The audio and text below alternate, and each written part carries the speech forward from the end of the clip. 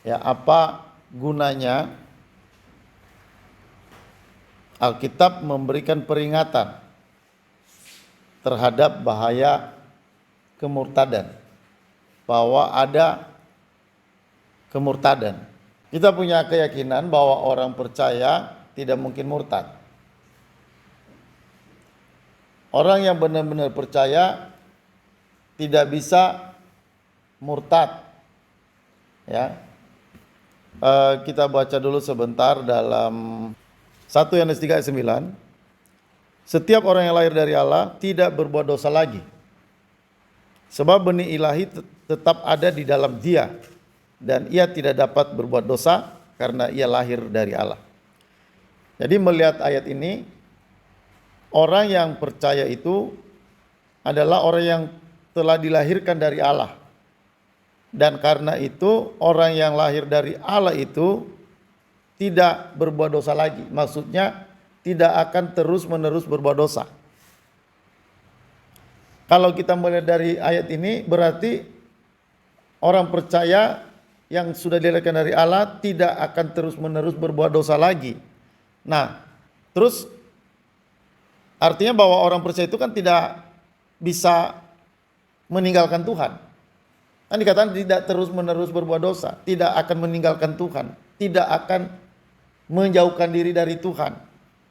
Artinya sekali dia udah dilahirkan, dia akan tetap di dalam Tuhan itu, ya, tidak pernah mundur dan tidak pernah murtad.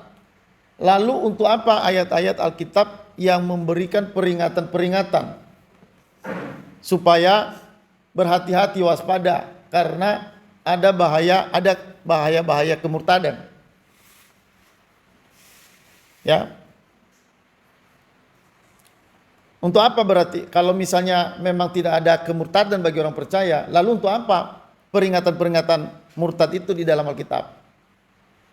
Nah, kan kita berpikir kalau misalnya orang percaya itu tidak mungkin murtad, ya artinya kan tidak ada gunanya peringatan-peringatan itu. Kalau misalnya tidak ada murtad bagi orang percaya, berarti kan tidak ada gunanya peringatan-peringatan tentang murtad oleh Alkitab, atau peringatan-peringatan itu kalau memang tidak ada yang bakalan murtad, berarti ini kan hanya semacam basa-basi. Nah, ada beberapa peringatan Alkitab, ya. Misalnya Ibrani 10 ayat 38.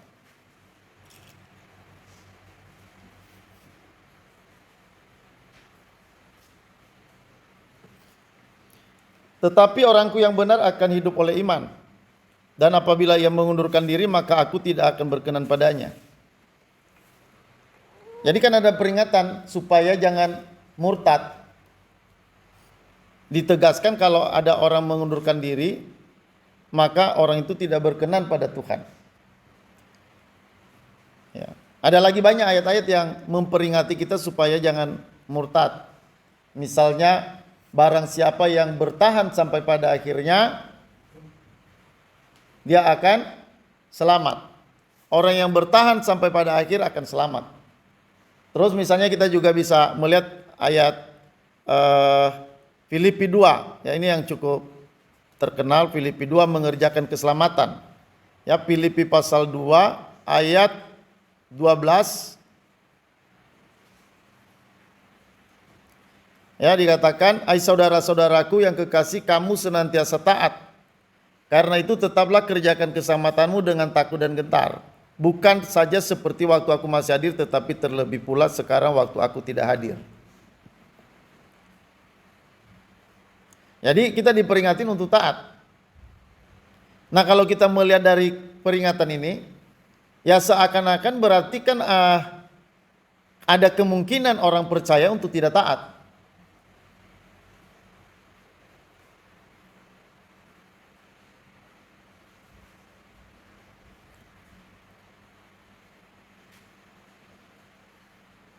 Ya, Tuhan Yesus pernah berkata supaya waspada karena akan banyak penyesatan. Berarti kalau ada penyesatan, berarti bisa seakan-akan bahwa ada orang-orang percaya nanti yang bisa ikut tersesat. Nah, kira-kira bagaimana menurut kita? Ya, menurut kita masing-masing. Berarti kalau seperti itu seakan-akan ada orang-orang benar, ada orang-orang percaya yang bisa jatuh. Nah, kira-kira gimana? Ada yang bisa memberikan jawaban? Jadi ada banyak peringatan dalam Alkitab supaya kita jangan murtad, supaya jangan mengundurkan diri, supaya kita tetap berjaga-jaga, supaya kita tetap bertahan sampai akhir. Ya. Hati-hati ada banyak penyesatan. Nah, bagi orang yang percaya pada Tuhan, yang benar-benar percaya, peringatan ini, perhatikan baik-baik, berguna bukan untuk bukan menyatakan bahwa kita bahwa kita bisa jatuh, bukan.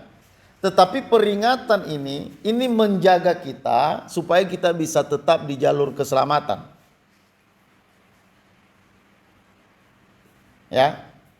Jadi itu tujuan peringatan. Nah, ini jawaban yang secara umum. Jawaban yang sifatnya umum. Ya, bahwa peringatan itu bukan untuk menyatakan bahwa orang percaya bisa murtad. Tapi peringatan ini berguna untuk menjaga kita tetap dalam jalur keselamatan. Ya. Jadi setelah kita diselamatkan itu, ya, Tuhan menghendaki kita tetap berada di dalam jalur keselamatan itu, di dalam jalur keselamatan. Jadi Tuhan tidak mau kita menyimpang. Jadi dia memberikan kita peringatan, ya, bahwa sebagai orang percaya harus taat, sebagai orang percaya harus waspada, ya, harus mengerjakan keselamatan. Jadi pertama Tuhan mengerjakan keselamatan itu di dalam diri kita. Ya, setelah dia memberikan Roh Kudusnya dalam diri kita, maka selanjutnya kita harus berjalan dalam jalan yang benar. Jadi sebenarnya peringatan itu untuk menjaga kita tetap ada dalam jalan keselamatan yang membuat kita tetap aman. Jadi itu tujuan peringatan buat orang percaya. Ya, jadi karena kan keselamatan itu sangat berhubungan dengan kita. Ya, Allah mengerjakan keselamatannya di dalam diri kita. Nah, Allah tidak mau kita berdiam diri. Jadi peringatan itu tadi yang pertama untuk menjaga kita tetap ada dalam jalan keselamatan. Jadi Alkitab mengatakan ini salah. Ya, ini yang benar. Ya, jadi peringatan ini supaya kita tetap di dalam yang benar, dalam kebenaran. Bukan supaya kita menyimpang. Jadi sebenarnya peringatan itu menjauhkan kita dari penyimpangan. Ya, supaya kita tahu penyimpangan sehingga kita boleh tetap berada di dalam jalur yang benar. Maka karena itu kita terus baca Alkitab. Karena di dalam Alkitab itu ada peringatan-peringatan. Seharusnya bagaimana kita hidup sebagai anak Tuhan itu Alkitab tulis. Seharusnya bagaimana kita berbicara, seharusnya bagaimana kita bergaul, itu semua dituliskan Alkitab, ya, supaya kita tetap bisa berada di dalam jalan Allah itu, supaya kita tetap berada di dalam jalur kebenaran itu. Jadi itu tujuan peringatan itu. Jadi bukan peringatan ini untuk membuat kita seakan-akan kita bisa jatuh, bahwa orang murtad itu akan mundur dari jalan Tuhan, tidak. Ya, jadi itu tujuan yang penting kenapa ada peringatan supaya jangan ada orang yang murtad, supaya jangan ada orang yang mengundurkan diri, supaya jangan ada orang yang menjauh. Karena kalau kita lihat tadi bahwa orang percaya yang sudah lahir dari Allah itu tidak akan bakalan terus-menerus berbuat dosa. Artinya tidak akan bakalan meninggalkan Tuhan, tidak akan bakalan murtad, tidak akan bakalan hidup dalam dosa. Ya. Jadi artinya peringatan-peringatan tentang supaya jangan murtad ini itu sebenarnya tujuannya buat kita supaya kita boleh tetap ada di dalam jalur yang benar. Ya, jadi itu tujuannya. Ya, jadi banyak orang menyangka dengan ada peringatan-peringatan supaya jangan tentang kemurtadan ini seakan-akan mereka berpikir bahwa orang percaya bisa murtad. Nah, tidak seperti itu. Karena kita sebagai anak Tuhan, kita sudah jadi anak Tuhan, kita sudah diselamatkan, pasti Allah akan menjaga kita untuk tetap berada di dalam Dia, untuk tetap berada di dalam jalan yang benar, untuk tetap berada di dalam firman-Nya. Ya, Alkitab berkata, orang yang tetap dalam kebenaran, ia adalah benar-benar muridku. Ya, jadi orang yang benar itu dia akan tetap berada di dalam firman, di dalam jalan yang benar. Tapi bagaimana kita bisa tetap berada di dalam jalan yang benar kalau kita tidak tahu jalan yang benar? Maka karena itu, supaya kita terus dalam jalur yang benar itu, maka Tuhan kasih nasihat-nasihat, peringatan-peringatan. Dan itu tadi tujuan yang lain, karena Allah mau kita bertumbuh. Kita nggak boleh berdiam saja. Kita udah selamat ya udah, kan udah aman. Ya atau udah diam aja lah kalau begitu. Bukan begitu. Jadi setelah kita diselamatkan, Tuhan tidak menghendaki kita berdiam diri.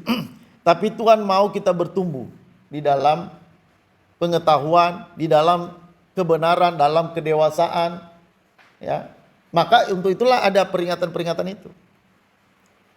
Ya, jadi peringatan itu bukan untuk nakut-nakutin kita. Ya, bukan untuk membuat kita khawatir, wah nanti bisa-bisa jatuh, bisa-bisa terhilang. Nah itu salah itu, yang begitu-begitu. Ya, jadi buat kita peringatan-peringatan itu supaya kita tetap berada di dalam yang benar. Artinya peringatan ini memastikan kita akan tetap selamat. Ya, dan supaya kita tetap ada di dalam jalan kebenaran ini, ingat bahwa selain kita mengerjakan keselamatan kita, ingat kemampuan kita mengerjakan keselamatan itu karena Allah yang mengerjakannya di dalam diri kita. Jadi ketergantungan kita dalam mengerjakan keselamatan itu terletak kepada Allah yang mengerjakannya dalam kita. Artinya begini, kalau Allah tidak mengerjakan keselamatan dalam diri kita, kita juga nggak bisa. Ya, makanya Filipi 2 ayat 13 dikatakan karena Allah yang mengerjakan di dalam kamu baik kemauan maupun pekerjaan menurut kerelaannya. Jadi memang Tuhan perintahkan kita lakukan kebenaran, kerjakan keselamatanmu. Ya. Nah, Tuhan suruh kita untuk mengerjakan keselamatan itu, tetapi kemampuan kita untuk melakukan itu terletak pada Allah. Ya, maka dikatakan lakukanlah segala karena Allah yang mengerjakan di dalam kamu baik kemauan maupun pekerjaan menurut kerelaannya. Jadi untuk mengerjakan keselamatan ini bukan sesuatu hal yang membuat kita takut, tapi ini sebenarnya membuat kita termotivasi. Ya, kenapa? Ya karena kita tahu kemampuan kita untuk mengerjakan keselamatan itu terletak pada pekerjaan Allah sebelumnya. Jadi kita harus tahu ini bahwa Allah mengerjakan keselamatan itu di dalam diri kita sehingga kita pun akhirnya bisa mengerjakannya. Jadi kita ditopang oleh pekerjaan Allah dalam diri kita. Allah tidak pernah melepaskan kita. Allah tidak pernah membiarkan kita. Allah tidak pernah meninggalkan kita. Ya, itu harus diingat ini. Sehingga kita bisa terus ya melakukan apa yang merupakan kehendak Allah. Jadi peringatan-peringatan itu bukan untuk memberikan kita ancaman bahwa kita bisa jatuh, bukan. Tapi supaya kita boleh tetap berada di dalam jalur keselamatan.